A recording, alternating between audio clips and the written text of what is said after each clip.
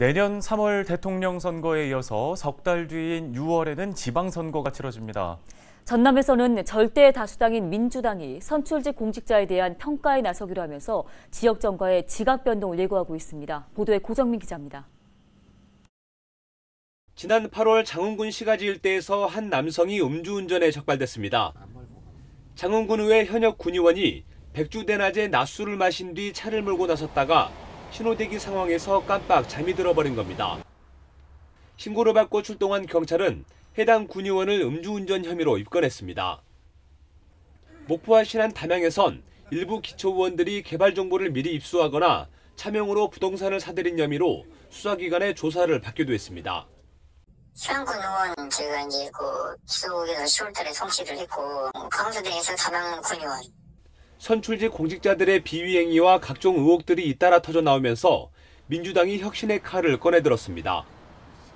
내년 6월 1일로 예정된 지방선거를 앞두고 선출직 공직자에 대한 평가를 강화하기로 한 겁니다. 광역단체장은 중앙당에서 전남의 시장군수 등 단체장과 지방의원은 전남도당에서 평가하게 됩니다. 그동안 직무활동이나 공약이행률을 평가하는 수준에 그쳤지만 올해부턴 도덕성과 윤리 항목이 포함됐습니다. 평가를 거쳐 하위 20%의 이름이 올라가면 공천심사나 경선 과정에서 불이익이 생길 수 있습니다. 전남에선 단체장 17명 가운데 3명, 지방의회는 각 의회마다 하위 20%가 감점을 받을 수 있어 선거 판도에 영향을 끼칠 것으로 보입니다. 평가 기간은 오는 25일부터 다음 달 14일까지 20날 정도.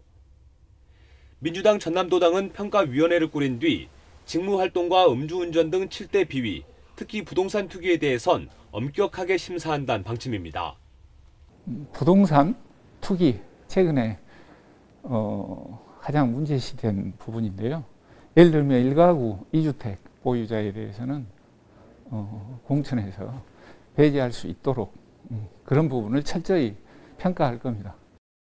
민주당의 엄격한 심사가 도입되면서 하위 20%에 포함되면 사실상 공천을 받기가 어려워지는 만큼 선출직들의 긴장감이 커지는 상황. 그동안 일당 독주 체제에서 이른바 내로남불격이란 지적이 잇따랐던 민주당이 이제라도 혁신의 길로 나아갈 수 있을지 관심이 쏠리고 있습니다. 헬로티비 뉴스 고정민입니다.